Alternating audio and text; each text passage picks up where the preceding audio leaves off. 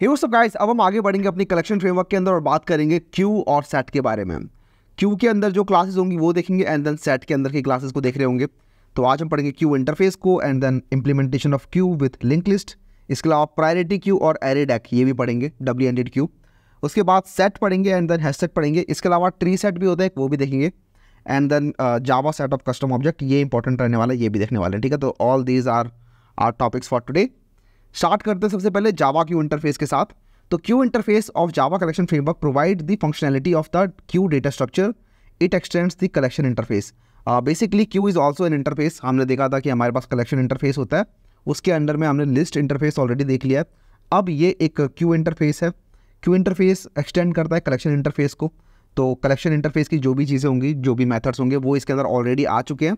इसके अलावा इसके खुद के भी कुछ मेथड्स होते हैं, वो देखने वाले हैं आज। ठीक है, तो क्यू बेसिकली कैसा डेटा स्ट्रक्चर होता है? एक क्यू टाइप का डेटा स्ट्रक्चर होता है जिसके अंदर first in first out type का काम होता है। फर्स्ट इन फर्स्ट आउट, जैसा आप लोगों ने देखा होगा कि मेट्रो की टिकट लेने जाते हो आप, तो लाइन लगती है जिसमें जो आदमी सबसे पहले लगता है उसको पहले टिकट मिलती है, राइट।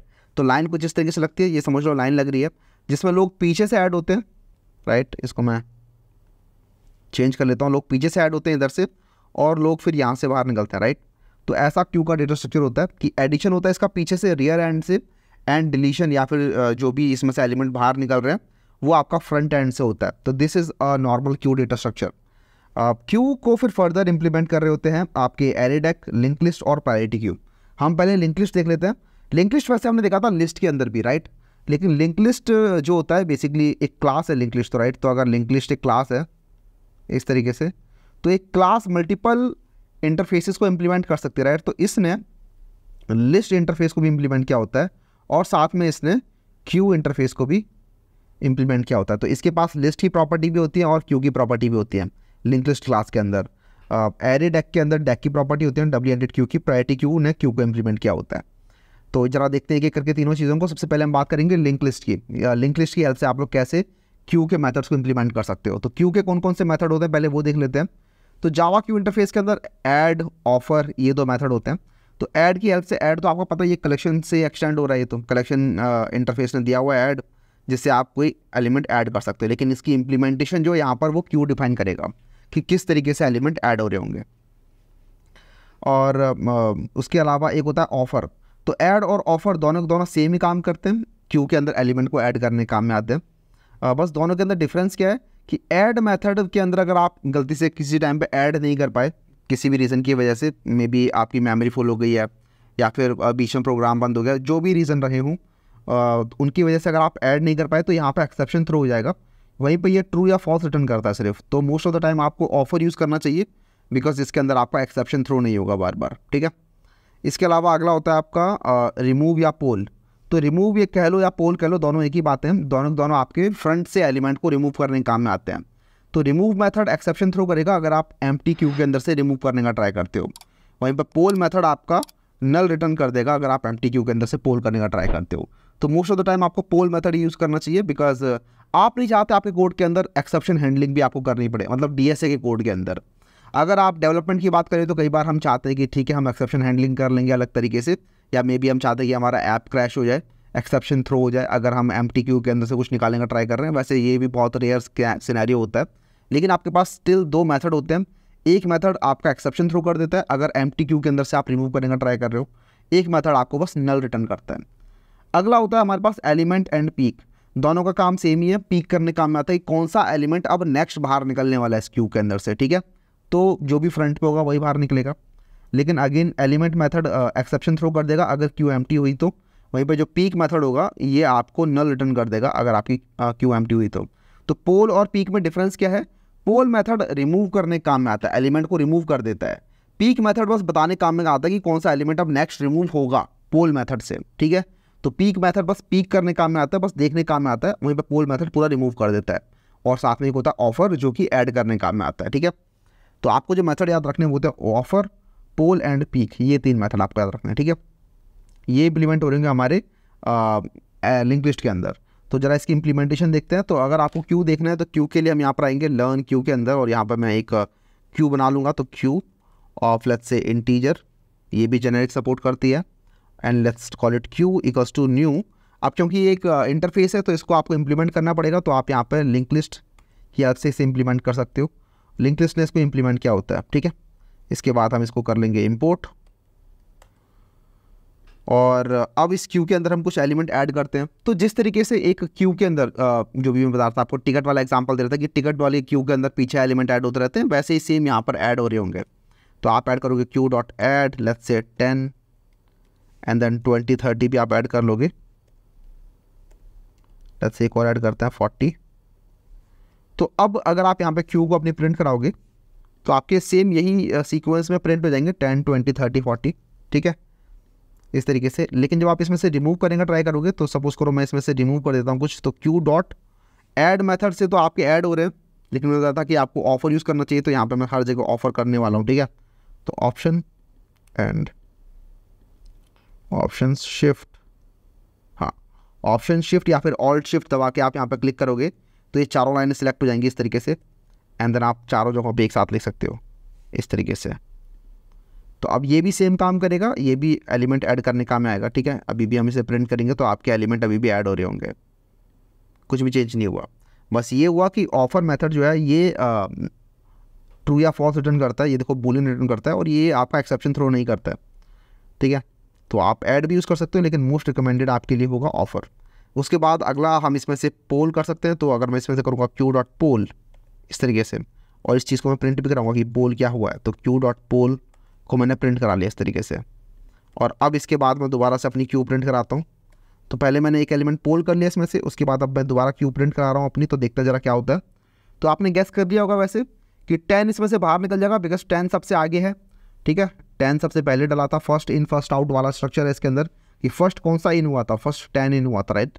तो 10 ही सबसे पहले बाहर निकलेगा। और अब आपकी अपडेटेड क्यू हो गई ये 20 30 40। तो अब अगर इसमें से कुछ बाहर निकालना है तो अब 20 बाहर निकलेगा।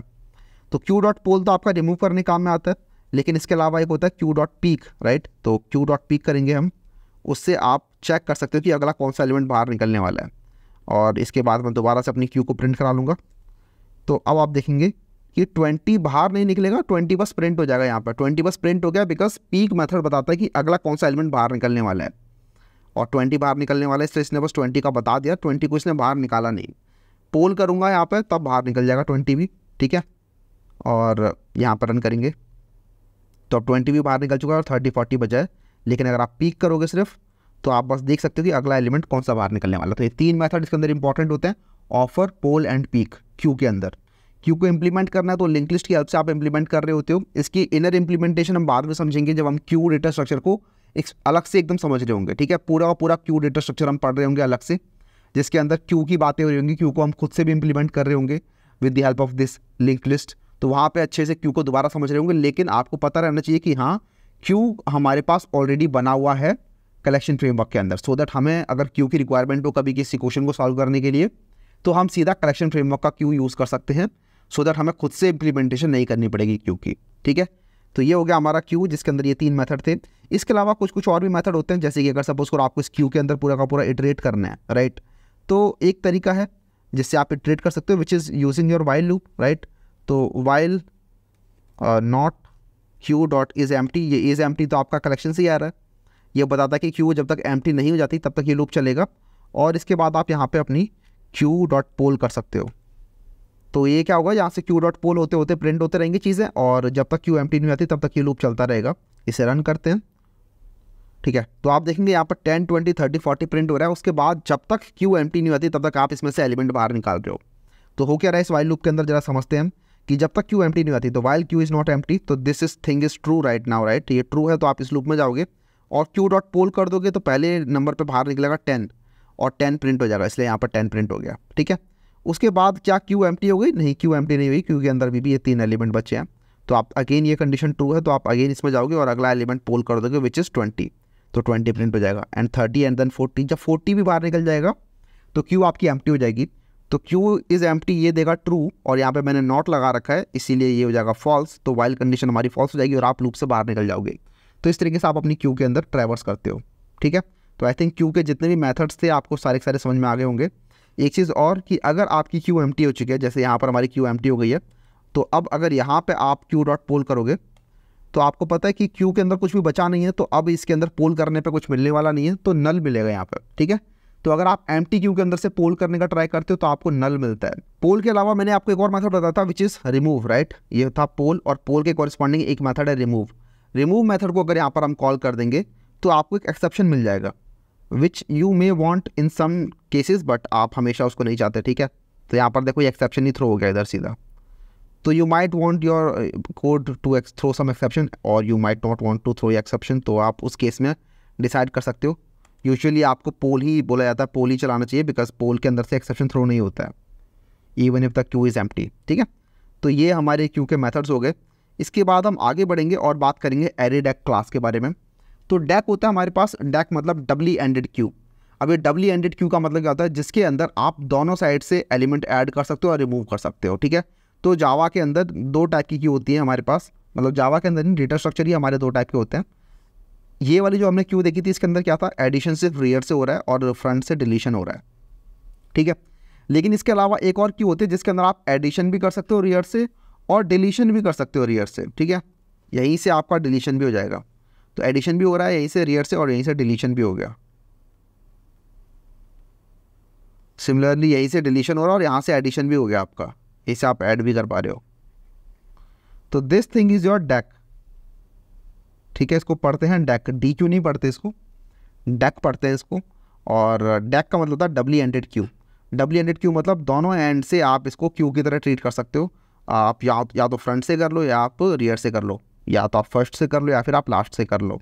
तो उस चीज़ को इम्प्लीमेंट करता है एरे डेक। तो बीच में इसके अंदर एक डेक आता है, array deque is a class, इसके ऊपर एक डेक नाम का इंटरफेस आता है और वो उसको इम्प्लीमेंट कर रहा होता है। तो और वो डेक जो है वो फर्दर क्यू को इम्प्लीमेंट कर रहा होता है।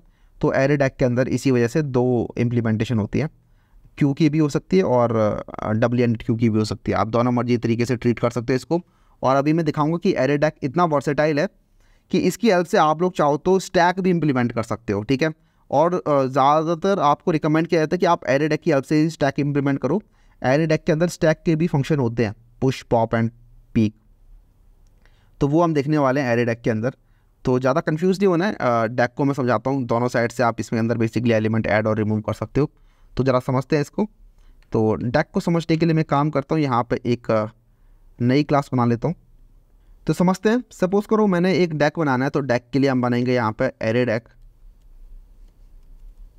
Array deque is a class of let's say integer, और array deque D Q equals to new array deque. इस तरीके से ऐसे बना लो, चाहे यहाँ पे आप क्यू लिख लो। अगर आप क्यू लिखोगे तो यहाँ पर ये क्यू की इम्प्लीमेंटेशन है इसके अंदर, और फिर इसके अंदर आपके क्यू के मेथड ही कॉल हो रहे होंगे, एरे डेक रिलेटेड मेथड आप कॉल नहीं कर पाओगे उस केस में, ठीक है। अगर आप यहाँ पे बनाओगे डेक, तो आप यहाँ पे आप डेक के भी मेथड कॉल कर सकते हो और एरे डेक के भी मेथड कॉल कर सकते हो। जब आपको दिख रहा है कि आपको चेंज ही नहीं करना, हमेशा इसको एरे डेक ही रखना है, तो आप यहाँ पे एरे डेक लिख लो एंड ये भी काम करेगा। तो बात आपको समझनी होगी, आप यहाँ पे कुछ भी लिख सकते हो। अगर आप क्यू लिखोगे तो सिर्फ क्यू के मेथड कॉल हो रहे होंगे यहाँ से, डी क्यू डॉट, देखो यहाँ पे सिर्फ क्यू के मेथड आ रहे हैं, और जो भी एरे डेक के मेथड है वो सारे सारे नहीं मिलेंगे आपको उस केस में, क्योंकि ये जो इम्प्लीमेंटेशन हो रही है ये आपकी कंपाइल टाइम पे हो रही है। तो बेसिकली कंपाइल टाइम के अंदर जो भी यहाँ पे आपने लेफ्ट साइड में लिखा हुआ है वो लोड हो जाता है। उसके अंदर लोड हो गया कि ठीक है क्यू लोड करना है मुझे, तो मुझे क्यू के मेथड ही मुझे मिलेंगे इसके अंदर, ठीक है। तो जो लिंकिंग होगी इस डी क्यू की वो क्यू के साथ होगी, ना कि एरे डेक के साथ। अगर मैंने यहाँ पे लिखा डी क्यू या फिर डेक, सॉरी डेक लिखा अगर मैंने यहाँ पे, तो डेक के साथ इसकी इम्प्लीमेंटेशन जुड़ जाएगी और अब मुझे इसके अंदर डेक वाले मेथड मिलेंगे। डी क्यू डॉट, आप देखोगे इसके अंदर add all, add first, add last, क्योंकि आप इसमें फर्स्ट में भी ऐड कर सकते हो, लास्ट में भी ऐड कर सकते हो, ठीक है। दो एंड है इसके। इसके अलावा remove first, remove last, get first, get last, offer first, offer last, peek first, peek last, ये मेथड भी आपको इसके अंदर मिल जाते हैं। तो आपको देखना होगा कि मुझे इंप्लीमेंट क्या करना है, क्या मुझे डेक इंप्लीमेंट करना है, क्या मुझे नॉर्मल बस क्यू इंप्लीमेंट करनी है। इसके अलावा एक होता है स्टैक, आप चाहो तो स्टैक भी इंप्लीमेंट कर सकते हो, ठीक है, एरे डेक क्लास की हेल्प से। मैं यहाँ पे यूजुअली एरे डेक लिखता हूँ जब मुझे एरे डेक इंप्लीमेंट करना होता है, और तब मेरे पास सारे मेथड होते हैं। तो अब मैं ज़रा दिखाता हूँ इसके अंदर आप कैसे एलिमेंट ऐड कर सकते हो। तो आप चाहो तो इसमें करोगे डी क्यू डॉट, और इसमें कर सकते हो आप ऑफर फर्स्ट, देखो ऑफर मेथड भी होता है इसके अंदर, ऑफर फर्स्ट मेथड भी होता है और ऑफर लास्ट मेथड भी होता है। ये जो ऑफर वाला मेथड है ये बाय डिफ़ॉल्ट क्यू की इंप्लीमेंटेशन लेके आया है, ठीक है। ऑफर मेथड के अंदर क्यू की इंप्लीमेंटेशन है। ऑफर मेथड क्या बोलता है क्यू के अंदर कि आप रियर साइड में ऑफर करोगे, रियर साइड में ऐड करोगे, ठीक है, पीछे से ऐड करोगे। तो जो ऑफर मेथड है या फिर ऑफर लास्ट मेथड है, ये दोनों दोनों सेम काम करने वाले हैं। चाहे आप ऑफर लिखो चाहे ऑफर लास्ट लिखो, दोनों के दोनों लास्ट में ऐड करने वाले हैं। वहीं पे एक मेथड होता है ऑफर फर्स्ट जो कि फ्रंट में ऐड कर देगा। तो मैं जरा दोनों को चला के दिखाता हूँ। तो पहले मैंने किया ऑफर, लेट्स से मैंने ऑफर कर दिया 10, उसके बाद मैंने कर दिया DQ डॉट ऑफर लास्ट 20, उसके बाद मैंने किया DQ डॉट ऑफर फर्स्ट 30। तो ये करने के बाद ज़रा गैस करो कि इस DQ के अंदर क्या प्रिंट हो रहा होगा। तो मैंने ऑफ़र किया है पीछे 10, पहले मैंने 10 डाला, फिर मैंने किया ऑफ़र लास्ट 20, तो मैंने 10 के पीछे 20 डाला, उसके बाद मैंने ऑफ़र फर्स्ट कर दिया 30, तो 30 मैंने आगे से डाल दिया। तो इसके अंदर प्रिंट होना चाहिए 30, 10 एंड 20। चला के देखते हैं। तो हाँ, वही प्रिंट हो रहा है 30, 10 एंड 20। अगर आपको ये समझ में नहीं आया तो मैं आपको दोबारा से समझाता हूँ, देखो कैसे काम कर रहा है ये। तो जब आपने इसके अंदर एलिमेंट डाले, जो आपने इसमें पहला एलिमेंट डाला, तो सपोज करो this is a Q data structure, ठीक है। यहाँ पे एक क्यू है जिसके अंदर बहुत सारे यहाँ पे खाली जगह बनी हुई है, ठीक है। All these are empty spaces, और इसमें आप दोनों साइड से ऑपरेशन कर सकते हो किसी भी टाइप के। आप चाहो तो निकाल सकते हो, डाल सकते हो, आपकी मर्जी है। तो आपने पहले इसके अंदर एक एलिमेंट डाला और वो एलिमेंट डल गया यहाँ पर, सपोज करो यहाँ पर डल गया 10, और उसके बाद आपने डाला ऑफर लास्ट 20, तो लास्ट से डालोगे तो पीछे से डलेगा इसके अंदर, तो पीछे से जगह मिल गई यहाँ पर 20, यहाँ डल गया, तो यहाँ 20 डल गया। उसके बाद आपने किया ऑफर फर्स्ट 30, ऑफर फर्स्ट 30 करते हैं तो ये आगे जगह बन जाती है, ठीक है। तो ये जगह यहाँ बन जाएगी और यहाँ आपका ये एलिमेंट डल जाएगा एक, तो यहाँ पे आपका 30 डल जाएगा इस तरीके से। तो 30 आगे डल जाएगा, 10 यहाँ पर, 20 यहाँ पे। तो आपका जो स्ट्रक्चर है वो कुछ ऐसा सा बन जाएगा अब। और आप अगर आप फर्स्ट से पॉप करोगे तो आपको दिख रहा होगा कि अगर मैं फर्स्ट से पॉप करूँगा या फिर फर्स्ट से पोल करूँगा तो मुझे 30 मिलने वाला है। अगर मैं लास्ट से रिमूव करूँगा तो मुझे 20 मिलने वाला है। आप सोच सकते हो कि भैया इस टाइप के डेटा स्ट्रक्चर का फ़ायदा क्या है जहाँ पर आप दोनों साइड से ऑपरेशन कर रहे हो। तो ये फ़ायदेमंद होता है जब आपको एक स्लाइडिंग विंडो वाले क्वेश्चन करने होते हैं जिसके अंदर आप दोनों साइड से ऑपरेशन करते हो, जहाँ पर आप अपनी विंडो को ऐसे स्लाइड करते चलते हो और आप दोनों साइड से ऑपरेशन कर सकते हो। एक साइड से डाल रहे हो, दूसरी साइड से बाहर निकाल रहे हो, एंड देन आपकी विंडो स्लाइड होते होते आगे चलते जा रही है। तो इस टाइप के क्वेश्चन आएंगे हमारे पास प्रॉब्लम सॉल्विंग के टाइम पर, तो वहाँ पर डेक यूज़ कर रहे होंगे, ठीक है। तो कुछ स्पेसिफिक क्वेश्चन के अंदर ही इसका पूरा का पूरा इंप्लीमेंटेशन लग रहा होता है, लेकिन आपको दिख रहा होगा कि इसको चाहो तो आप एक क्यू की तरह यूज़ कर सकते हो। क्यू की तरह कैसे कि आप इसके अंदर करते रहोगे ऑफर लास्ट या फिर सिंपल ऑफर करते चलोगे तो पीछे से ऐड होते जाएंगे, और इसके अंदर से अगर आप करोगे गेट फर्स्ट तो आपका यहाँ से फर्स्ट साइड से आपके एलिमेंट बाहर निकलते रहेंगे। तो उसकी तरह ये क्यू की तरह इंप्लीमेंट हो सकता है। इसके अलावा आप चाहो तो इसको स्टैक की तरह भी यूज़ कर सकते हो। आपको बस क्या करना है, सारे के सारे जो भी ऑपरेशन है वो इस साइड से करोगे आप, ठीक है, फ्रंट की साइड से। तो फ्रंट की साइड से सारे ऑपरेशन करोगे तो फ्रंट में ऐड होते जाएंगे और फ्रंट से रिमूव होते जाएंगे। तो उस केस में ये स्टैक की तरह ट्रीट हो जाएगा। तो मैं आपको दोनों मेथड एक बार दिखाऊंगा, लेकिन ये आपका ऑफर हो गया। इसके अलावा आपके पास और भी मेथड होते हैं which is let's say DQ dot poll. तो जब पोल लिखा मैंने तो यहाँ पर पोल के साथ साथ 3 मेथड और मिल गए, पोल फर्स्ट और पोल लास्ट। अच्छा, पोल के अलावा आपके पास मैं बता देता हूँ रिमूव भी होता है, जिसके अंदर आप रिमूव फर्स्ट और रिमूव लास्ट भी कर सकते हो। लेकिन समझ में आ रहा होगा रिमूव के साथ दिक्कत क्या है कि रिमूव आपका एक्सेप्शन थ्रो करेगा, वहीं पे पोल आपका एक्सेप्शन थ्रो नहीं करेगा। तो रिमूव मेथड भी होता है, पोल मेथड भी होता है। ज़्यादा कंफ्यूज ना होने के लिए हमेशा एक रूल ऑफ थंब बना लो कि मुझे हमेशा ऑफर, पोल और पीक ये मेथड यूज़ करने हैं, बाकी सारे मेथड भूल जाओ जब क्यू की बात हो रही है तो, ठीक है। तो ऑफर, पोल एंड पीक ये 3 बात करेंगे हम। और मैं बस आपको बता दिया है कि रिमूव भी होता है, लेकिन हमेशा याद रखना कि ऑफर यूज़ करेंगे हम ऐड करने के लिए, उसके अलावा पोल एंड पीक यूज़ करेंगे हम रिमूव करने के लिए क्यू के अंदर से। तो अगर मैंने किया DQ डॉट पोल, तो पोल करेंगे तो क्या होगा, यहाँ पर नॉर्मल क्यू का बिहेवियर, मतलब कि फ्रंट से पोल हो जाएगा, फर्स्ट एलिमेंट पोल हो जाएगा। तो इसको आप अगर प्रिंट करोगे S out DQ dot poll, तो यहाँ से आपका फ्रंट से एलिमेंट रिमूव हो जाएगा। अब अगर सपोज करो मुझे लास्ट से एलिमेंट रिमूव करना है तो I can write poll last. तो यहाँ से क्या होगा, जो हमारा लास्ट एंड है विच इज़ रियर एंड, उस साइड से भी आपके एलिमेंट रिमूव हो सकते हैं। तो इसको ज़रा रन करते हैं, इसके बाद हम अपनी DQ को भी प्रिंट कर लेंगे, DQ को। तो ज़रा चला के देखते हैं इसको क्या होता है। तो पहले मैंने एलिमेंट पोल किया, तो जब पोल करूँगा तो शुरुआत वाला एलिमेंट रिमूव हो जाएगा, राइट, जैसा नॉर्मल क्यू का बिहेवियर होता है वो यहाँ पर हो गया। उसके बाद मैंने लिखा पोल लास्ट। पोल लास्ट मतलब अब यहाँ पे एलिमेंट बच गए 10 और 20, तो 10 और 20 के अंदर से लास्ट एलिमेंट पोल हो जाएगा 20, तो इसलिए यहाँ पर 20 पोल हो गया, इसलिए एंड में आपका सिर्फ 10 बच गया यहाँ पर, ठीक है। तो बहुत ही सिस्टमेटिक तरीके से चल रहे हैं, आप बस दोनों साइड से एलिमेंट रिमूव या फिर ऐड कर सकते हो। इसके अलावा पीक मेथड होता है, पीक मेथड भी समझ में आ रहा होगा कि अब अगर मैं यहाँ पर पीक करता हूँ तो मैं पीक भी दोनों साइड से कर सकता हूँ। तो आई कैन राइट dq.peak। तो पीक करूँगा तो पीक एलिमेंट तो मुझे बस फ्रंट वाला बता देगा, वहीं पे पीक फर्स्ट भी मुझे फ्रंट वाला बताएगा, पीक लास्ट मुझे लास्ट एलिमेंट बता देगा कि लास्ट एलिमेंट कौन सा है, ठीक है, या फिर रियर साइड पे एलिमेंट कौन सा है। तो पीक लास्ट करूँगा तो मुझे यहाँ पे आई थिंक 10 मिलने वाला है, क्योंकि यहाँ पे बस बचा ही 10 है, ठीक है। तो इस तरीके से आपके इसके अंदर डेक के अंदर एलिमेंट्स होते हैं और डेक आप इस तरीके से इंप्लीमेंट कर रहे होते हो। इसके बाद हम आगे मूव करेंगे और बात करेंगे डेक के अंदर कुछ और मेथड्स की। तो यहाँ पर मैंने जो मेथड लिखे हुए हैं which are related to array deque class, आपने देख लिए। आपके पास ऐड फर्स्ट होता है या फिर ऑफर फर्स्ट होता है, ऐड लास्ट होता है या फिर ऑफर लास्ट होता है, रिमूव फर्स्ट या फिर पोल फर्स्ट, रिमूव लास्ट या फिर पोल लास्ट। ये बस एक जगह मैंने कंसोलिडेट कर दिए मेथड्स, लेकिन आपको अब तक समझ में आ जाने चाहिए ये मेथड्स, ठीक है, कि हाँ ये मेथड होते हैं। इसके अलावा एक गेट फर्स्ट या फिर पीक फर्स्ट होता है, या फिर गेट लास्ट और पीक लास्ट, ये एलिमेंट्स ये मेथड्स होते हैं आपके पास। These are related to deque. अब अगली बात करेंगे हम stack and queue implementation using array deque. तो अगर आपको स्टैक के ऑपरेशन करना है तो स्टैक के अंदर आपके पास एक पुश ऑपरेशन होता है एंड देन एक पॉप ऑपरेशन होता है, ठीक है। तो पुश और पॉप नाम के मेथड आपको मिलते हैं इसके अंदर। ये मेथड आपके स्टैक के रिलेटेड होते हैं। तो स्टैक की इम्प्लीमेंटेशन आपको एरे डेक के अंदर दे रखी है। तो ये एरे डेक क्लास के मेथड है, ठीक है। एरे डेक क्लास के अंदर आपको पुश मेथड मिलेगा, एक पुश नाम का मेथड होगा जो क्या करता है, जो आपका pushes an element onto the stack representation by the deck.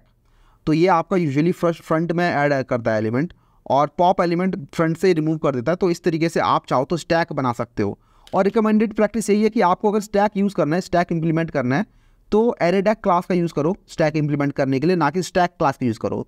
Stack class अपने ऊपर वेक्टर क्लास को इंप्लीमेंट कर रही होती है, और वेक्टर का मैंने आपको बताया था कि वेक्टर क्लास के अंदर वो थ्रेड सेफ होती है, तो उसमें सिंक्रोनाइजेशन हो रही होती है, थ्रेड लॉकिंग लग रही होती है। तो जब भी उसमें कोई भी ऑपरेशन होता है तो उससे पहले एक लॉक लगाया जाता है, उसके बाद वो ऑपरेशन हो रहा होता है, तो इसीलिए वो स्लोअर होती है। तो स्टैक क्लास क्योंकि वेक्टर यूज़ कर रही होती है तो वो स्लोअर होती है। अगर आप DSA में यूज़ करोगे स्टैक क्लास को तो आप देखोगे कि आपका जो कोड है वो थोड़ा स्लो हो गया है, रन टाइम जो है वो थोड़ा ज़्यादा हो रहा है। वहीं पे अगर आप एरे डेक यूज़ करोगे तो एरे डेक के अंदर ऐसा कुछ नहीं होता, ठीक है, वो थ्रेड सेफ नहीं होता है।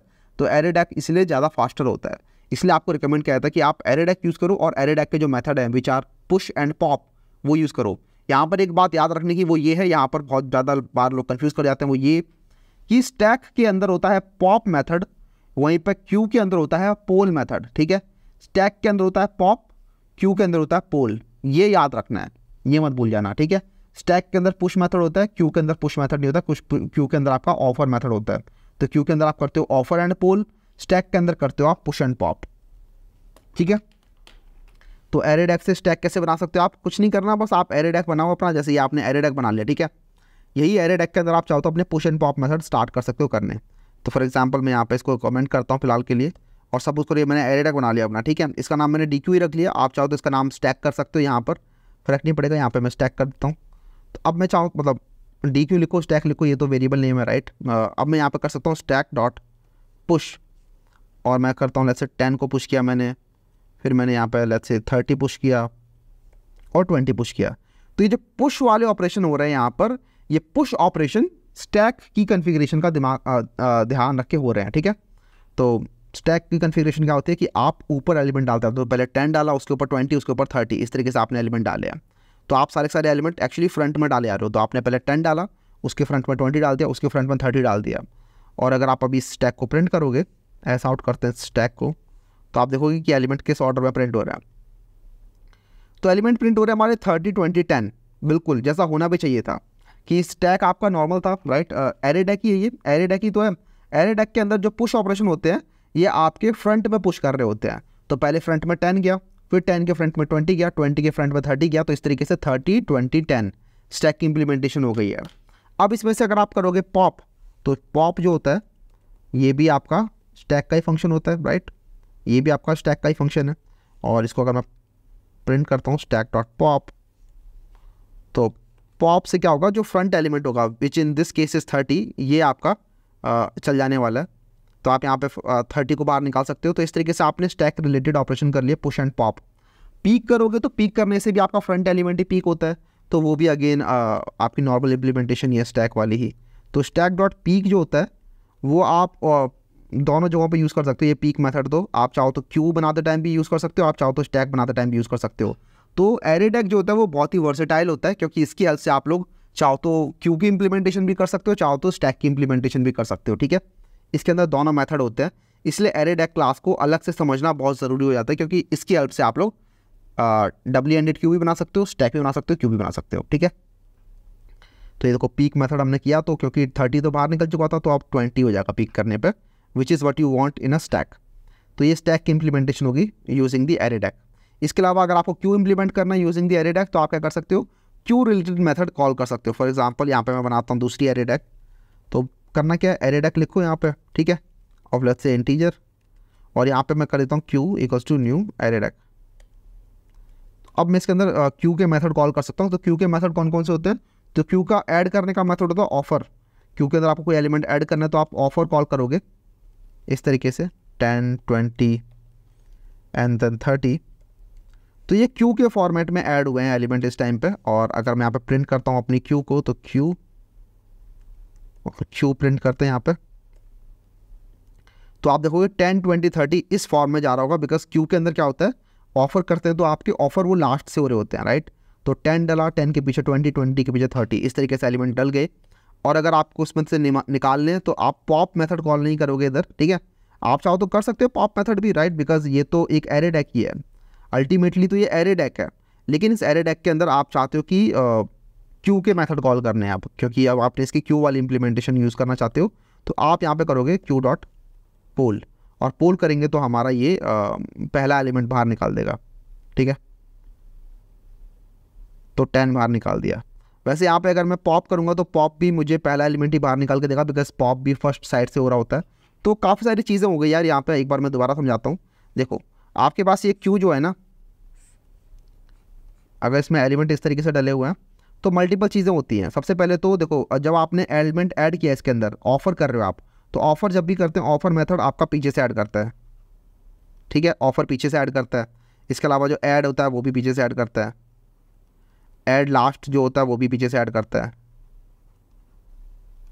ठीक है। ये पीछे से ऐड करने के 3 मेथड हो गए एरेडैक के अंदर ही। इसके अलावा एक मेथड होता है जो आगे से ऐड करता है, वो होता है आपका पुश मेथड आपका आगे से ऐड करता है। इसके अलावा ऐड फर्स्ट होता है, ये भी आगे से एलिमेंट ऐड करता है। इसके अलावा ऑफर फर्स्ट होता है, राइट, ये भी आगे से एलिमेंट ऐड करने काम में आता है। तो ऐड करने के लिए यहाँ पर 6 मेथड हो गए टोटल, जो कि 3 ये वाले आगे से ऐड करते हैं और ये 3 पीछे से ऐड करते हैं। पुश आपका स्टैक का मेथड होता है, ऑफर आपका क्यू का मेथड होता है। इसके अलावा जब आप रिमूव करने की बात करते हो, तो आप जब रिमूव करते हो तो पोल करते हो आप, तो पोल करोगे तो यहाँ से फ्रंट से पोल होता है। इसके अलावा अगर आप पॉप करोगे तो वो पॉप भी फ्रंट से ही होगा, ठीक है। इसके अलावा अगर आप करोगे पोल फर्स्ट, तो वो भी फर्स्ट से ही पोल होगा। इसके अलावा आप रिमूव फर्स्ट भी कर सकते हो, तो रिमूव फर्स्ट भी करोगे, रिमूव फर्स्ट, तो ये भी आपका फर्स्ट फ्रंट से रिमूव कर रहा होता है। तो रिमूव करने के लिए आपके पास टोटल 4 मेथड हो गए। इसके अलावा आप चाहो तो यहाँ से भी रिमूव कर सकते हो बैक साइड से, तो आप कर सकते हो पोल लास्ट, तो वो लास्ट का एलिमेंट रिमूव कर देगा। इसके अलावा आपके पास होता है रिमूव लास्ट, ठीक है, ये भी लास्ट से एलिमेंट रिमूव करने काम में आता है। तो इस तरीके से 2 एलिमेंट आपके रिमूव करने काम में आते हैं। तो आपको दिख रहा होगा किस तरीके से यहाँ पे बहुत सारे मेथड इसके अंदर मिल गए हैं आपको। आपकी इंप्लीमेंटेशन के ऊपर डिपेंड करता है आप किस तरीके से यूज़ करना चाहते हो, और इसी वजह से इसे कहते हैं बहुत ही वर्सेटाइल इन नेचर है, काफ़ी कुछ आप इससे बना सकते हो। तो ये आपका नॉर्मल एरेडैक हो गया। इसके बाद हम आगे मूव करेंगे और अब हम बात करेंगे जावा सेट इंटरफेस के बारे में। तो this was all about Q. Q के अंदर एक चीज़ और बच जाती है which is called priority queue, ठीक है। मैंने आपको यहाँ पर लिखा है कि प्रायोरिटी क्यू भी होती है जावा के अंदर। प्रायोरिटी क्यू भी एक क्यू की तरह होती है, लेकिन जैसे क्यू में क्या होता है, क्यू के अंदर होता है कि एलिमेंट जो पीछे से डाला वो आगे से बाहर निकल जाएगा, ठीक है। तो फर्स्ट इन फर्स्ट आउट, इसके अंदर आपने कोई प्रायोरिटी डिफाइन नहीं की है। लेकिन कई बार आप चाहते हो कि कुछ प्रायोरिटी डिफाइन करना चाहते हो। फॉर एग्जांपल आप चाहते हो कि क्यू के अंदर कुछ लोग तो जा रहे हैं, लेकिन लोगों के पास कुछ प्रायोरिटी नंबर भी है। लोगों के पास कुछ प्रायोरिटी नंबर है कि किसी बंदे को प्रायोरिटी मिली है 1 की, किसी को प्रायोरिटी मिली है 2 की, 3 की, 4 की, इस तरीके से अलग अलग लोग डले हैं आपके क्यू के अंदर। तो आप चाहते हो कि इसके अंदर से सबसे पहले 1 प्रायोरिटी वाला बंदा बाहर निकले क्यू के अंदर से, तो उस टाइम पे आप प्रायोरिटी की यूज़ कर सकते हो। तो क्यू के अंदर डले तो किसी भी तरीके से, लेकिन पहले आप बाहर निकाल रहे हो उसको जिसकी प्रायोरिटी 1 है। तो आपने पहले प्रायोरिटी 1 वाले सारे एलिमेंट बाहर निकाल लिए। उसके बाद अब जितनी जनता बच गई उसमें से आप प्रायोरिटी 2 के लोग बाहर निकाल रहे हो। उसके बाद जितने लोग बचे उसके अंदर से प्रायोरिटी 3 के लोग बाहर निकाल रहे हो। अगर इस टाइप का अगर आपको कुछ इंप्लीमेंट करना है तो उसमें आप नॉर्मल क्यू इंप्लीमेंट नहीं कर सकते, ठीक है। उसके अंदर आपको प्रायोरिटी क्यू यूज़ करना पड़ेगा। तो प्रायोरिटी क्यू के अंदर आप बता सकते हो कि प्रायोरिटी किस बेसिस पर देनी है, ठीक है। तो प्रायोरिटी क्यू जरा देख लेते हैं एक बार। तो ये तो आपका डेक था, इसके बाद मैं यहाँ पर नई क्लास बनाऊंगा। तो आप इस किससे भी समझ सकते हो कि आपको सपोज करो एक लाइन बनी हुई है जिसके अंदर बहुत सारे लोग हैं और उसके अंदर कुछ प्राइम मिनिस्टर वगैरह भी आ सकते हैं, ठीक है। अब प्राइम मिनिस्टर को तो आप ऐसे लाइन में लगाओगे नहीं, मतलब लग सकते हैं चाहे तो, लेकिन उनको प्रायोरिटी मिली होती है, ठीक है, पब्लिक स्टैटिक वॉइड मेन। तो वो सबसे पहले लाइन के अंदर, लाइन में एंड में भी डले, भले वो लास्ट में डले हैं, लेकिन वो निकलते टाइम सबसे पहले बाहर निकलेंगे, ठीक है, क्योंकि उनकी प्रायोरिटी हाई है। तो इस तरीके से प्रायोरिटी क्यू काम करता है। तो इस क्लास में समझते हैं प्रायोरिटी क्यू को। तो प्रायोरिटी क्यू बेसिकली जैसे यहाँ पर देखो प्रायोरिटी क्यू, तो प्रायोरिटी क्यू लिखो या फिर आप चाहो तो क्यू भी बना सकते हो सीधा यहाँ पर कि क्यू, क्योंकि Q implement, priority queue implement करते हैं क्यू को, और यहाँ पर आप लेट्स से लिख दो integer P queue equals to new priority queue, इस तरीके से। और इसके अंदर अब मैं एलिमेंट ऐड करता हूँ। तो P Q dot add, let's say मैंने एलिमेंट किया इसमें ऐड 30, फिर मैंने इसमें ऐड किया let's say P Q dot add 40, और उसके बाद मैंने इसमें ऐड किया ऐसे 10 एंड 20। तो होता क्या प्रायोरिटी क्यू के अंदर कि इसके अंदर कुछ ना कुछ आप बताओगे प्रायोरिटी किसके बेसिस पे होनी है। तो जो ये प्रिमिटिव टाइप होते हैं इनके अंदर नेचुरल ऑर्डरिंग के बेस में इनकी प्रायोरिटी क्यू हो जाती है, प्रायोरिटी बन जाती है। तो इंटीजर के केस में जो सबसे छोटा नंबर होता है उसकी प्रायोरिटी सबसे हाई है बाय डिफ़ॉल्ट। तो बाय डिफ़ॉल्ट प्रायोरिटी क्यू के अंदर ये प्रायोरिटी क्यू जो बना है यहाँ पे बाय डिफ़ॉल्ट, इसके अंदर जो सबसे छोटा नंबर है उसकी प्रायोरिटी सबसे ज़्यादा हाई है। तो जब मैं इसमें से रिमूव करूँगा कुछ भी एलिमेंट, तो मैं करता हूँ यहाँ से पी क्यू डॉट पोल, तो सबसे छोटा नंबर इसमें से बाहर निकलने वाला है अपने आप ही, ठीक है। आप देखोगे रन करता हूँ तो 10 बाहर निकला।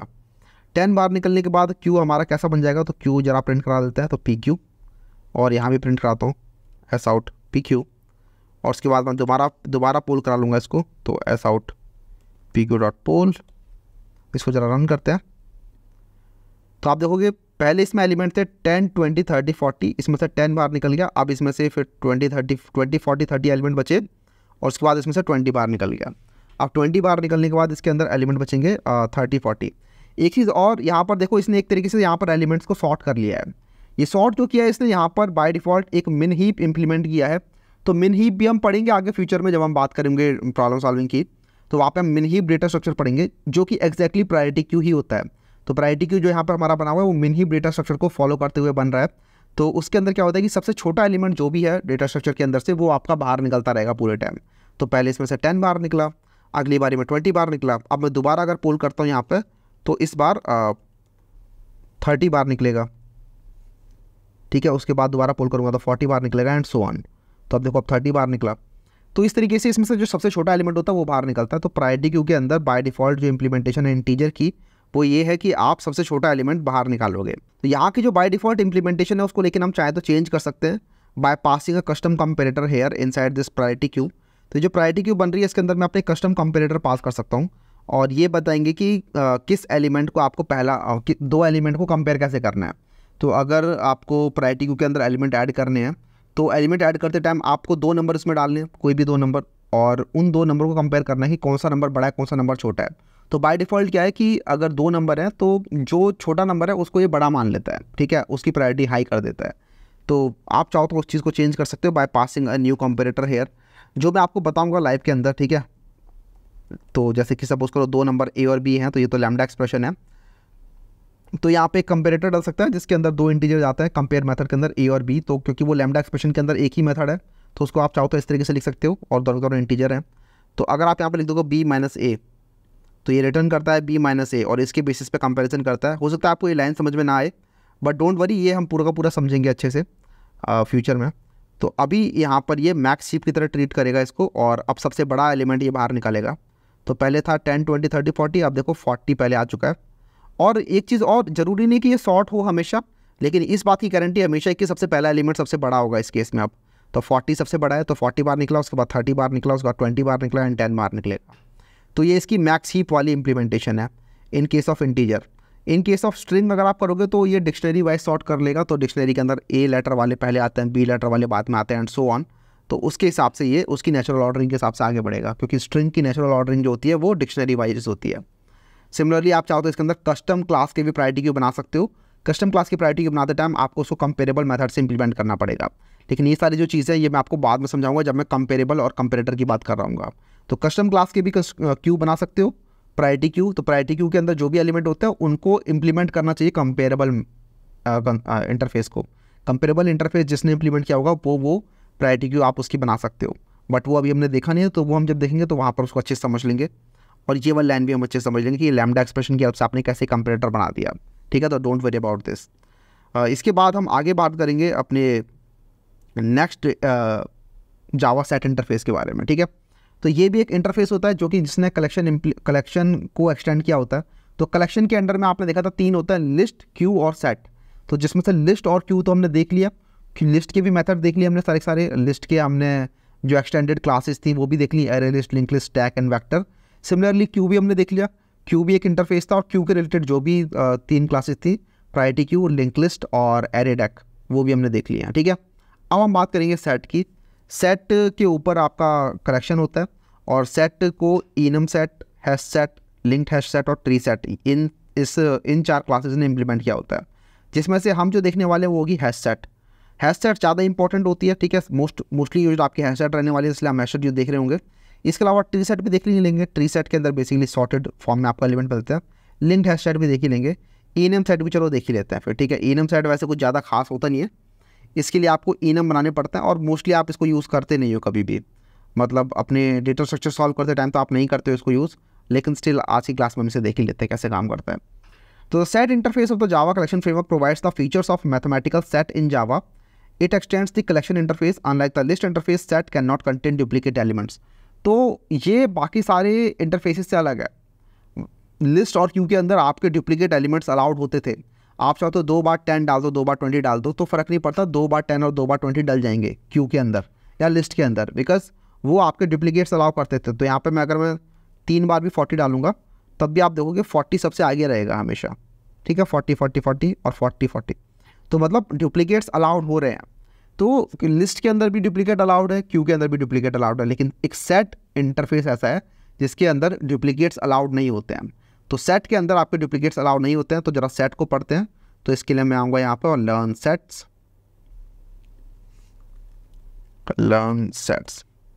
और public static void main.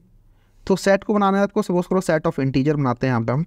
Set of integer set equals to new. अब इस सेट को इम्प्लीमेंट करती हैं 3 क्लासेस, एक्चुअली 4 क्लासेस, जिसमें से आप हैश सेट को सबसे ज़्यादा यूज़ कर रहे होते हैं, बिकॉज इसके अंदर जितनी भी टाइम कॉम्प्लेक्सिटी आती है चीज़ों की वो आती है बिग ऑफ 1। तो इसके अंदर आप एलिमेंट ऐड कर सकते हो, रिमूव कर सकते हो, आप इसमें से एलिमेंट चेक कर सकते हो कोई एलिमेंट प्रेजेंट है या नहीं है। तो उन सभी की बिग ऑफ 1 टाइम कॉम्प्लेक्सिटी आती है। सेट की इंटरनल वर्किंग क्या होती है, सेट कैसे काम करता है, वो हम बात करेंगे जब हम सेट को अच्छे से समझ रहे होंगे। अभी बस हम देख रहे हैं कि कलेक्शन फ्रेमवर्क के अंदर भी सेट होता है। तो सेट किस तरीके से काम करता है, अगर हम बात करें सिर्फ हैश सेट की, तो हैश सेट क्या करता है, हैश सेट बोलता है कि देखो भाई एक बैग बना लूँगा मैं, ठीक है। इस तरीके से मैंने एक बैग बना लिया है और उस बैग में आप एलिमेंट डालते जाओ बिना देखे, मतलब आप देख नहीं रहे कि आप क्या डाल रहे हो उसके अंदर, आप चुपचाप एलिमेंट डाले आ रहे हो। तो एलिमेंट रैंडम ऑर्डर में डल रहे हैं, आपने कभी 10 डाल दिया, 20 डाल दिया, 30 डाल दिया, आप दोबारा 10 डालोगे तो ये 10 डालने नहीं देगा इसके अंदर, ठीक है। ये चेक कर लेगा 10 तो ऑलरेडी प्रेजेंट है, तो 10 को दोबारा डालने नहीं देगा। तो इसके अंदर यही होता है, सेट के अंदर पहले चेक कर लिया था डालने से पहले ही कि कोई एलिमेंट प्रेजेंट है क्या ऑलरेडी। अगर कोई एलिमेंट प्रेजेंट है तो उस टाइम पे फिर आप इसमें एलिमेंट डाल नहीं सकते हैं, ठीक है। तो इस तरीके से इसमें सेट में एलिमेंट डाल रहे होते हैं और जब आप इसमें से गेट कर रहे होते हो तो आपको इसमें से रैंडम एलिमेंट मिल रहे होते हैं, ठीक है। आपको नहीं पता होता कि इसमें से पहला 20 मिलेगा या पहला 10 मिलेगा, बिकॉज इसमें रैंडम ऑर्डर में आपके एलिमेंट डले हुए हैं। तो इस रैंडमनेस की वजह से ही इसके अंदर जो भी ऑपरेशन होते हैं वो कॉन्स्टेंट टाइम ऑपरेशन होते हैं। चाहे आप इसके अंदर बात कर लो ऐड की, चाहे इसमें से आप बात कर लो रिमूव की, चाहे आप इसमें से बात कर लो कंटेंस की कि कोई एलिमेंट प्रेजेंट है कि नहीं है, ठीक है। रिमूव मेथड, ऐड मेथड और कंटेंस मेथड, तीनों के तीनों आपके कांस्टेंट टाइम के ऑपरेशन होते हैं, इसलिए बहुत ज़्यादा बार आप इसको यूज़ कर रहे होते हो। और कई केसेस में तो आप देखते हो कि टाइम कॉम्प्लेक्सिटी को बहुत अच्छे से रिड्यूस करने के काम में आता है सेट। फॉर एग्जांपल कई केसेस में आप देखोगे big of n square question जा रहा है, सेट यूज़ किया, बिग ऑफ n बन गया, ठीक है। तो बहुत ह्यूज ऑप्टिमाइजेशन करने के काम में आता है सेट। n क्यूब से n स्क्वायर बनाने के काम में आता है, n लॉग n से में भी कई बार कॉन्स्टेंट करने का काम में भी आया था किसी क्वेश्चन में। तो देखेंगे किस तरीके से इम्प्लीमेंट होता है सेट। और सेट के इंटरफेस की बात करते हैं तो सेट के अंदर ये सारे मेथड होते हैं। ऐड से आप लोग ऐड कर सकते हो, ऐड ऑल से आप चाहो तो एक दूसरी कलेक्शन के एलिमेंट को सेट के अंदर ऐड कर सकते हो, और रिमूव से आप लोग रिमूव कर सकते हो, रिमूव ऑल से आप लोग किसी दूसरे सेट के एलिमेंट्स को रिमूव कर सकते हो। तो एक आपने दूसरा कलेक्शन पास कर दिया उस कलेक्शन के सारे एलिमेंट रिमूव करने हैं तो आप यहाँ से रिमूव कर सकते हो। रिटेन ऑल से आप लोग इंटरसेक्शन को सेव कर सकते हो। तो ये सारे मेथड हमने वैसे ऑलरेडी देख लिए हैं कलेक्शन के अंदर काफ़ी बार, ठीक है। ये वही मेथड है, nothing is new. The only thing that is new is कि आप इस बार यूनिक एलिमेंट सपोर्ट करोगे, सिर्फ डुप्लीकेट एलिमेंट आपको अलाउड नहीं है।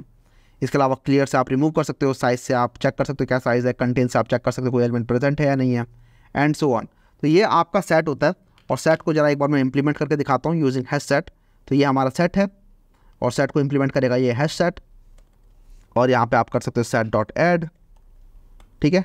तो आप ऐड कर सकते हो इसके अंदर। सपोज करो मैंने इसमें ऐड किया 10, उसके बाद मैं 10 को 4 बार ऐड करता हूँ, उसके बाद मैंने ऐड किया सेट डॉट ऐड 20, ठीक है। तो अगर ये कुछ नॉर्मल चीज़ होती, फॉर एग्जांपल लिस्ट होता या फिर क्यू होता, तो इस टाइम पे इसके अंदर 5 एलिमेंट हो जाते, राइट। लेकिन सेट ऐसा नहीं करेगा, सेट बोलेगा भाई 2 ही एलिमेंट है इसके अंदर। और अगर मैं प्रिंट करूँ एस आउट सेट, तो आप देखोगे इस बार इसके अंदर सिर्फ 2 ही एलिमेंट है, 10 एंड 20, और वो भी रैंडम ऑर्डर में, 20 पहले आ गया, 10 बाद में आ गया। तो सेट के अंदर कोई गारंटी नहीं होती कि एलिमेंट किस ऑर्डर में होंगे, सेट के अंदर कोई गारंटी नहीं होती। तो आप बोलोगे फ़ायदा क्या हुआ इस क्वेश्चन इस सेट का, जब इसमें कोई गारंटी नहीं है कि किस ऑर्डर में एलिमेंट होंगे। मैं बोलूँगा टेंशन मत लो, जैसे जैसे हम इसके क्वेश्चन करेंगे ना, तो आपको पता चलता रहेगा कि कितना ज़्यादा फ़ायदेमंद है सेट। कई बार आप नहीं चाहते कि आपको ऑर्डर्ड फैशन में ही एलिमेंट मिले, कई बार आप बस चाहते हो कि एलिमेंट मैंने डाल दिए और बस मुझे चेक करना है कि एलिमेंट मैंने डाला था या नहीं डाला था, ठीक है। इस टाइप के क्वेश्चन बहुत सारे होते हैं, बहुत सारे होते हैं। सेट रिलेटेड क्वेश्चन बहुत सारे आएंगे जो हम आगे देखेंगे, तो वहाँ पे आप सेट ही यूज़ करोगे स्पेसिफिकली। और इसके अंदर जितने भी ऑपरेशन हो रहे हैं, ऐड कर लो या फिर कंटेन्स कर लो या फिर रिमूव कर लो, आप चाहो तो इसमें से एलिमेंट रिमूव कर सकते हो। मैं कर सकता हूँ सेट डॉट रिमूव, और कर दिया मैंने 10 रिमूव। इस तरीके से ये सारे के सारे ऑपरेशन आपके big of 1 basically constant time में हो जाते हैं, ठीक है। तो अब यहाँ से 10 रिमूव हो गया, तो अब सिर्फ 20 बचा। 10 मैंने 4 बार डालने का ट्राई किया था, तो पहली बारी में तो 10 डल गया था, दोबारा डालने का ट्राई किया तो नहीं डाला, इधर भी नहीं डाला, इधर भी नहीं डाला। 20 डालने का ट्राई किया तो 20 डल गया था, ठीक है। उसके बाद मैंने 10 रिमूव कर दिया, फिर सेट प्रिंट किया तो 10 और 20 में से सिर्फ 20 बचा, इसलिए यहाँ पर 20 प्रिंट हो रहा है। ऑलराइट, यहाँ पर देखो डुप्लीकेट सेट एलिमेंट वाली वार्निंग भी मुझे मिल रही है, तो आप चाहो तो ये सब रिमूव कर सकते हो, क्योंकि ये बोल रहा है कि भाई ये क्या कर रहे हो आप, सेम एलिमेंट बार बार डालने का ट्राई कर रहे हो, दिस इज़ नॉट अलाउड। मतलब कर सकते हो लेकिन कुछ फ़ायदा होगा नहीं, ठीक है।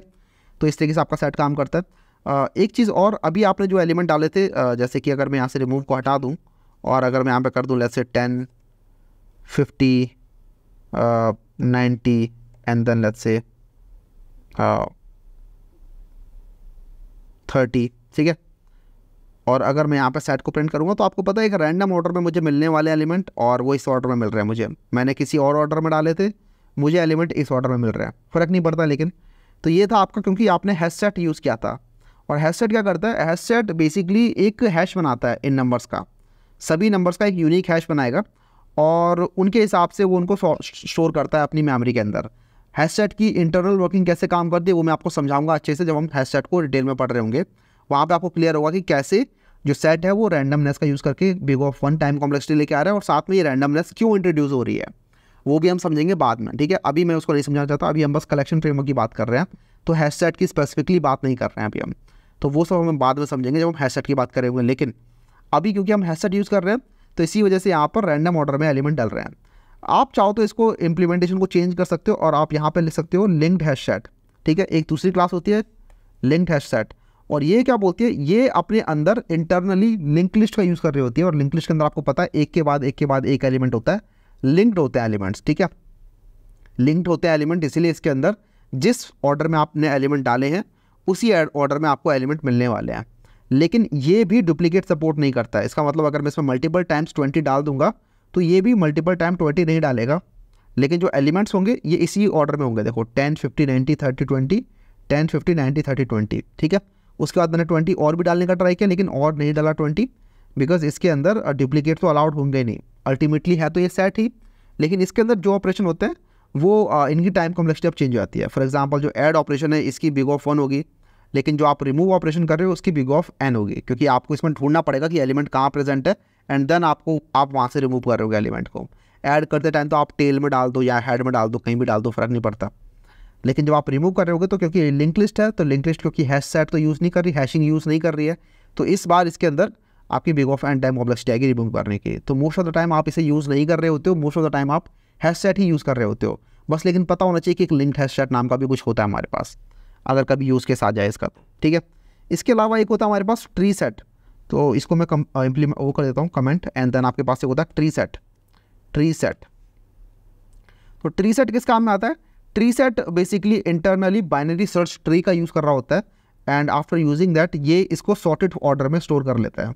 तो अब अगर मैं यहाँ पे से प्रिंट करूँगा तो आप देखोगे यहाँ पर मुझे सॉर्टेड ऑर्डर में मिलने वाला है। देखो 10, 20, 30, 50, 90, मैंने कुछ एरे डॉट सॉर्ट वगैरह कुछ नहीं लगाया इसके अंदर, लेकिन अपने आप एलिमेंट सॉर्ट हो गए हैं। तो हाँ, ये होता है आपका बाइनरी सर्च ट्री के अंदर। जब हम बाइनरी सर्च ट्री को डिटेल में पढ़ रहे होंगे तो आप देखोगे कि हाँ, उसके अंदर जो एलिमेंट होते हैं वो इस तरीके से सॉर्टेड ऑर्डर में मिलते हैं, अगर आप इन ऑर्डर ट्रैवर्सल करते हो तो यहाँ पर ये उस बाइनरी सर्च ट्री के अंदर एलिमेंट डाल रहा है, एंड देन जब हम प्रिंट कर रहे हैं तो प्रिंट करते टाइम उनको इन ऑर्डर ट्रैवर्सल में प्रिंट कर दे रहा है, ठीक है। इसी वजह से जो एलिमेंट है यहाँ पे वो सॉर्टेड ऑर्डर में आपको मिल रहे हैं। लेकिन यहाँ पर टाइम कॉम्प्लेक्सिटी अगेन चेंज हो जाती है। तो इसके अंदर जितने भी ऑपरेशन होते हैं उनकी टाइम कॉम्प्लेक्सिटी होती है बिग ऑफ 1, ठीक है, हैश सेट के अंदर। यहाँ पर जो आपके एलिमेंट होते हैं, ऑपरेशन होते हैं कुछ जैसे कि रिमूव और कंटेन्स, उनकी टाइम कॉम्प्लेक्सिटी होती है बिग ऑफ n। लेकिन यहाँ पर जो आपके टाइम कॉम्प्लेक्सिटी आती है ट्री सेट के अंदर, उनकी आती है बिग ऑफ log n। अभी बिग ऑफ log n कैसे आई ये हम तब समझेंगे जब हम बात करेंगे बाइनरी सर्च ट्री की। अगर आपको बाइनरी सर्च ट्री पता है तो आपको पता होगा उसके अंदर ऐड, रिमूव, कंटेन्स, ये सारे ऑपरेशन log n टाइम में हो रहे होते हैं। इसी वजह से यहाँ पर जितने भी ऑपरेशन हो रहे हैं, ऐड या फिर रिमूव या फिर कंटेन्स, उन सभी की टाइम कॉम्प्लेक्सिटी जो है वो बिग ऑफ log n आने वाली है। तो ये आपका मैंने ऐड दिखा दिया। इसके अलावा आपने रिमूव भी देख ही लिया, रिमूव कर सकते हो आप इस तरीके से एलिमेंट को, 20 रिमूव कर दिया आपने। या फिर एक और होता है इसके अंदर सेट डॉट कंटेन्स, जो बताता है कि कोई एलिमेंट प्रेजेंट है कि नहीं है। तो आप यहाँ पे इस तरीके से चेक कर सकते हो कि 10 प्रेजेंट है कि नहीं है इसके अंदर, ठीक है। तो ये कुछ रिटर्न करेगा, इसको आप प्रिंट कर सकते हो। अगर सेट कंटेन होगा 10 को तो यहाँ पर ट्रू मिलेगा, अदरवाइज फॉल्स मिलेगा, ठीक है।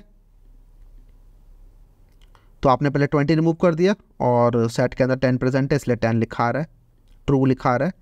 उसके बाद आप सेट प्रिंट कर रहे हो तो 10, 30, 50, 90 प्रिंट हो रहा है, because this is a tree set and you have remove 20, ठीक है।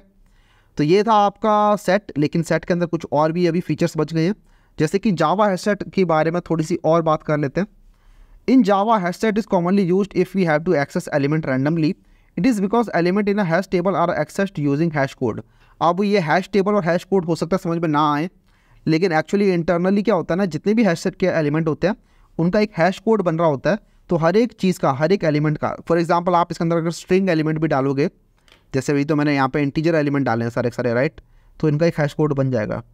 लेकिन अगर आप इवन एक इसमें स्ट्रिंग एलिमेंट भी डालोगे तो उनका भी एक हैश कोड बनेगा। सबका हैश कोड जो होता है वो एक लॉन्ग होता है, ठीक है। लॉन्ग के फॉर्मेट में एक हैश कोड बन रहा होता है। तो हैश कोड आप इस तरीके से समझ सकते हो कि एक फंक्शन है, this is a function hash code, जिसके अंदर आप कुछ भी चीज़ डाल सकते हो इनपुट, और ये आपको एक आउटपुट ला कर देता है।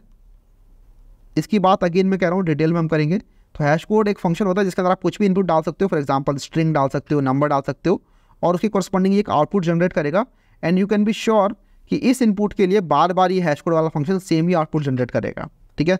इस बात की गारंटी ये हैश कोड फंक्शन करता है हमेशा कि जितनी बार भी आप ये वाला इनपुट डालोगे तो जो आउटपुट होगी वो सेम ही होगी। तो input of 1 will always give output of 1, ये होता है। Input of 2 will always give output of 2। तो अगर मैं दोबारा कभी इनपुट ऑफ 1 निकालने का ट्राई करूँगा तो यू कैन बी श्योर कि दोबारा से आउटपुट 1 ही निकलने वाला है इसका, क्योंकि एक इनपुट के लिए हमेशा सेम आउटपुट निकलने वाली है।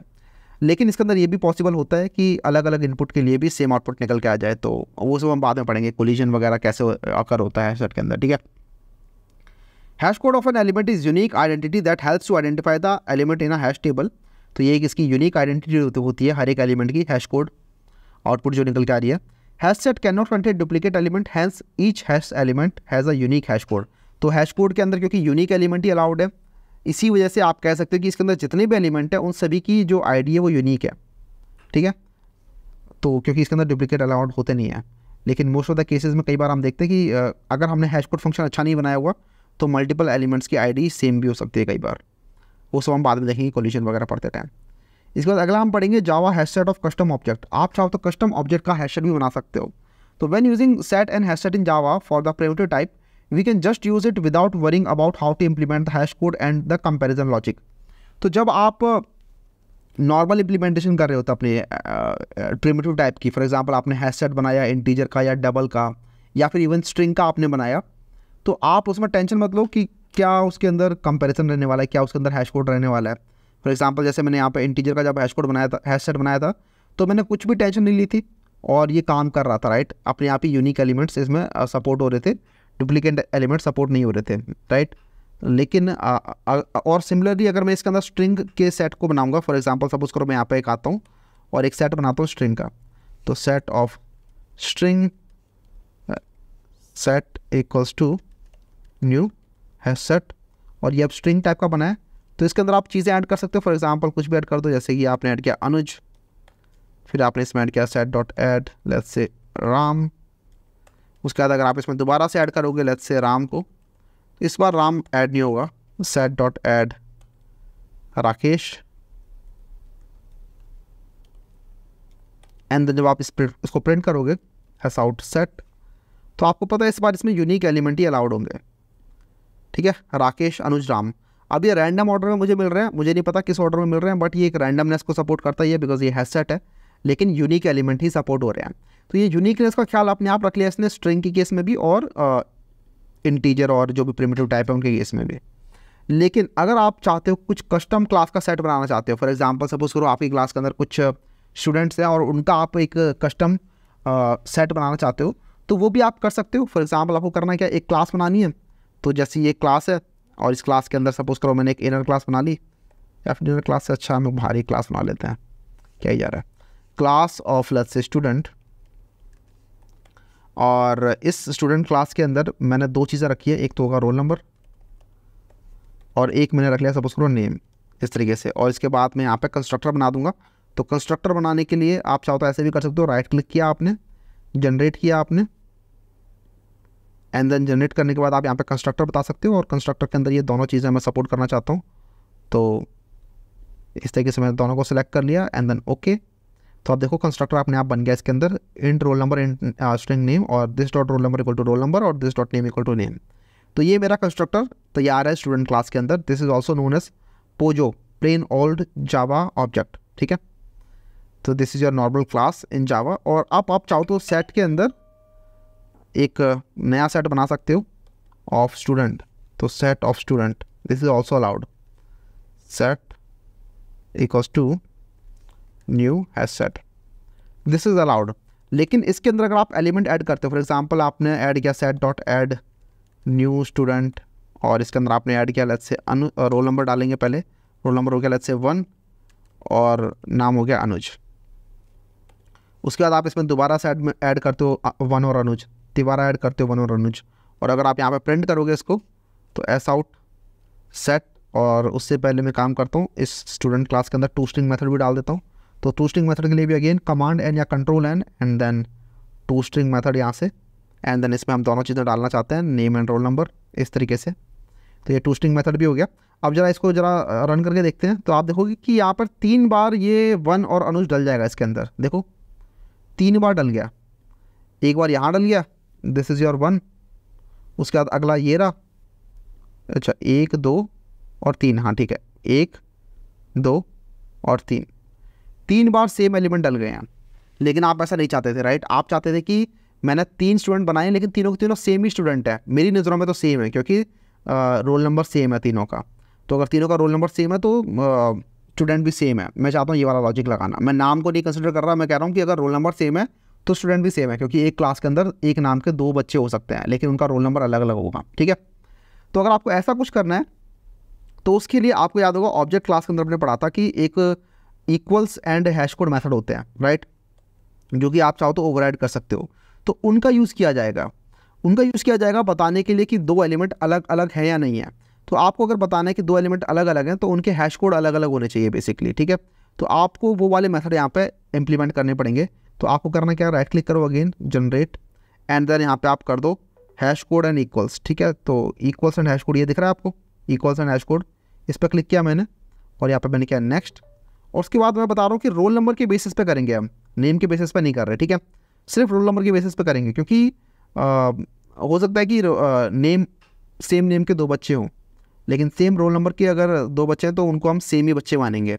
अलग अलग रोल नंबर के बच्चे अलग अलग होंगे और सेम रोल नंबर के बच्चे सेम ही माने जाएंगे। नेक्स्ट कर देंगे।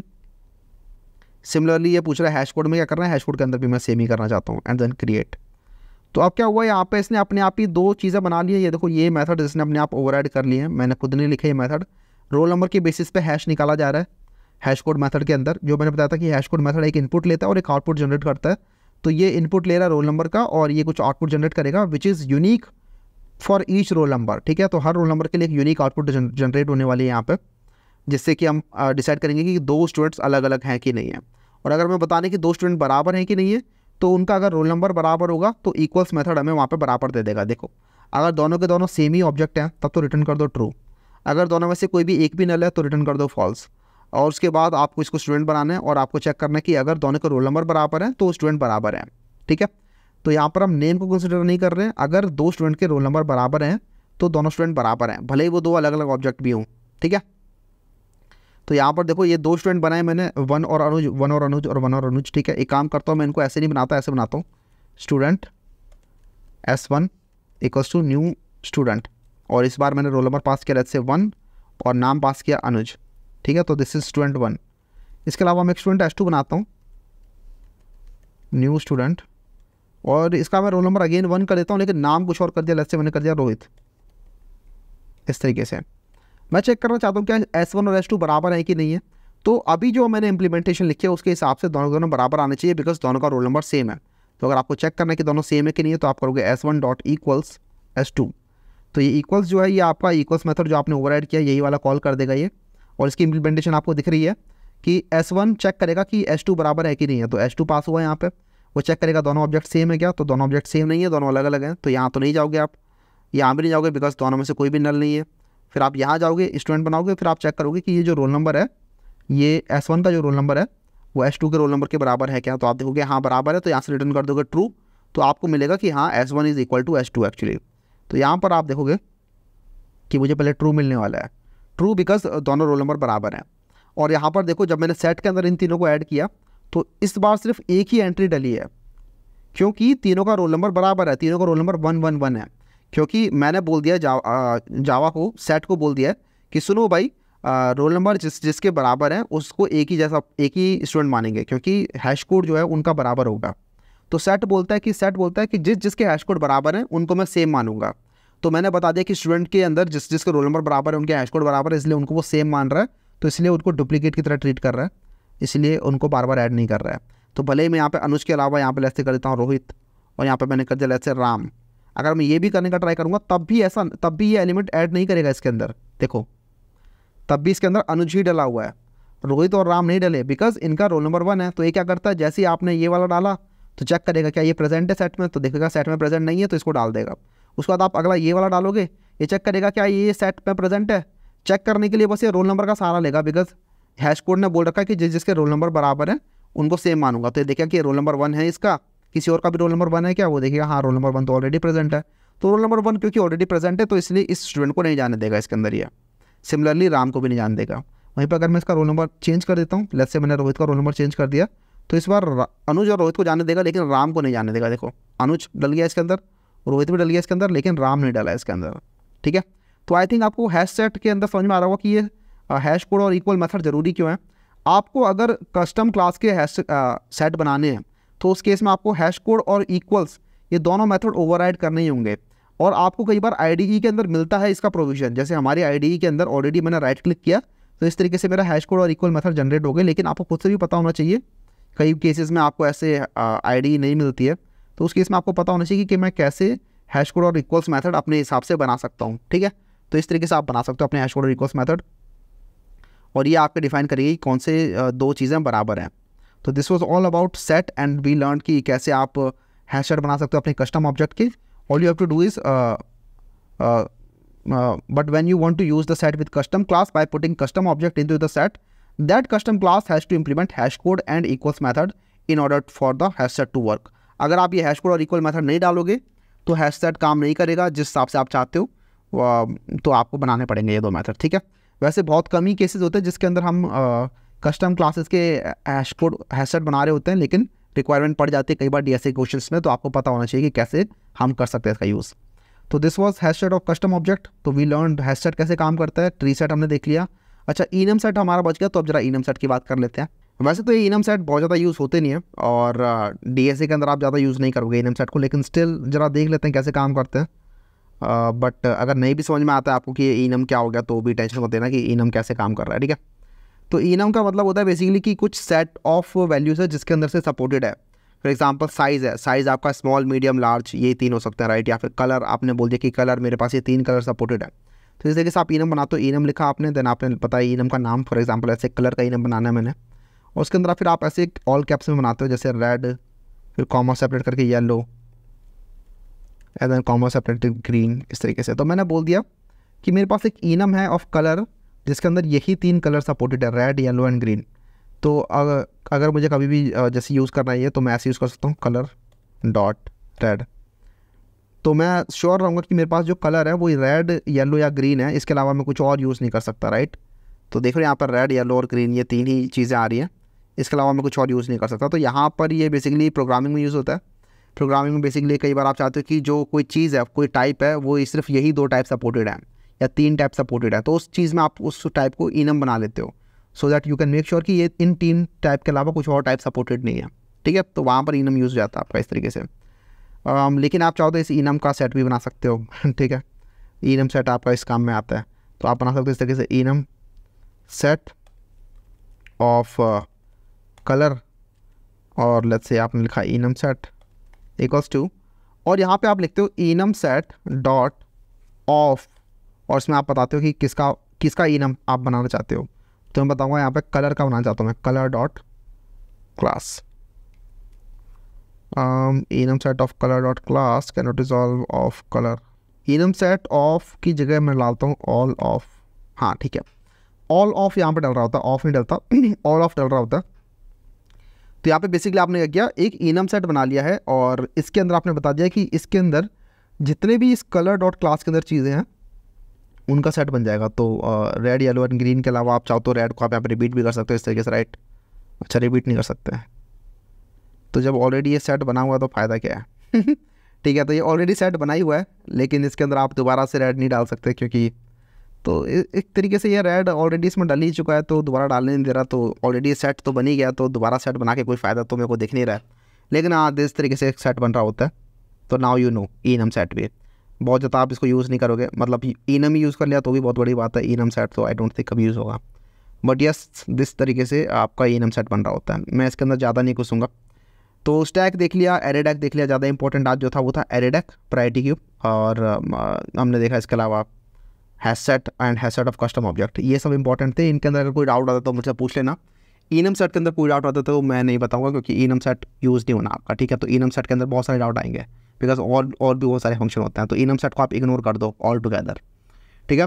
तो ये था आज की क्लास के अंदर। इसके बाद अब हमारा बच गया है मैप, और इसके अलावा हमारा बच गया है कंपेरेटर एंड कंपेरेबल। इतना ही था आज की क्लास में। मैं मिलूंगा आप लोगों से नेक्स्ट क्लास में। अगर कुछ भी डाउट आता है तो आपको पूछना है। चलते हैं, बाय बाय।